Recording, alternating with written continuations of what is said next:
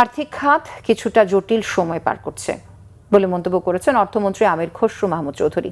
এজন্য ব্যাংকিং ও ফাইন্যান্সিয়াল খাতের দ্বন্দ্ব নিরসনে কাজ করা হবে বলে জানান তিনি। রাজধানীর একটি হোটেলে Bangladesh startup investment company BSIC আয়োজিত অঙ্কুর বাংলাদেশ ফান্ড 1 উদ্বোধনী অনুষ্ঠানে কথা বলেন তিনি। অনুষ্ঠানে বাংলাদেশ ব্যাংকের গভর্নর জানান 30 জুন থেকে বাংলা QR বাধ্যতামূলক করা হচ্ছে। বিস্তারিত মামুন আবদুল্লাহর রিপোর্টে। চলতি অর্থবছরের প্রথম 9 মাসে ভাটা পড়েছে বিদেশি বিনিয়োগ। বাংলাদেশ ব্যাংকের হালনাগাদ তথ্য অনুযায়ী চলতি 2025-26 অর্থবছরে জুলাই থেকে মার্চ সময়ে নিট FDI ছিল $100,60,00,000।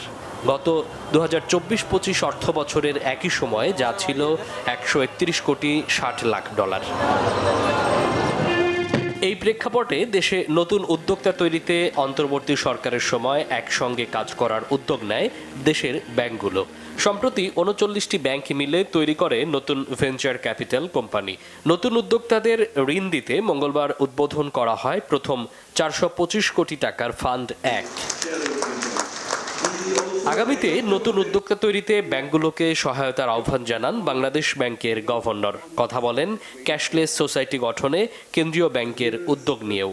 ক্যাশলেস সোসাইটির গল্প আমরা অনেকদিন শুনেছি, এবার আমরা সেটাকে একটা বাস্তবে রূপ দিতে চেষ্টা করব। 30 জুনের পরে কোনো ধরনের প্রোপ্রাইটারি QR কোড থাকবে না। বাংলাদেশ ব্যাংকের যে QR কোড BQR কোড সেটা ছাড়া অন্য কেউ কোনো QR কোড ব্যবহার করতে পারবেন না। এর ফলে একজন অপারেটরের মার্চেন্টের সাথে আরেকজন অপারেটরের ক্লায়েন্ট খুব সহজে লেনদেন করতে পারবে। আমরা আশা করছি যে এভাবে হয়তো আমরা একটা ক্যাশলেস সোসাইটির দিকে যাব।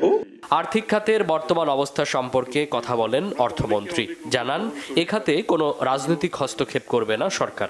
ব্যাংকিং সেক্টর, ফাইন্যান্সিয়াল সেক্টরে যে একটা সমস্যা সৃষ্টি হয়েছে সেখান থেকে বেরিয়ে আসতে হবে আমাদেরকে। বিকজ প্রাইভেট সেক্টর যদি আন্ডার ফান্ডিং হয়, ব্যাংকগুলো যদি আন্ডার ক্যাপিটালাইজ থাকে, at the end of the day আমরা অ্যাচিভ করতে পারবো না। একটু পেইনফুল পিরিয়ডের মাধ্যমে আমরা যাচ্ছি। সবাই আপনারা জানেন ব্যাংকিং সেক্টরে কি হয়েছে, ক্যাপিটাল মার্কেটে কি হয়েছে। আমি ওই সমস্ত মন্তব্য করতে চাই না, বাট ইনশাআল্লাহ we are on the path of recovery and we have set hour course. সিদ্ধান্ত নিয়েছি অর্থনৈতিক সেক্টরে, ফিনান্সিয়াল সেক্টর সহ রিলেটেড ইকোনমিক সেক্টরে আমরা কোনো ধরনের রাজনৈতিক ইন্টারফারেন্সে যাব না, কোনো ধরনের রাজনৈতিক অ্যাপয়েন্টমেন্ট হবে না।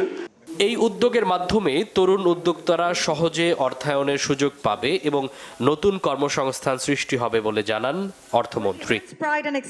মামুন আবদুল্লাহ, বাংলা ভিশন, ঢাকা।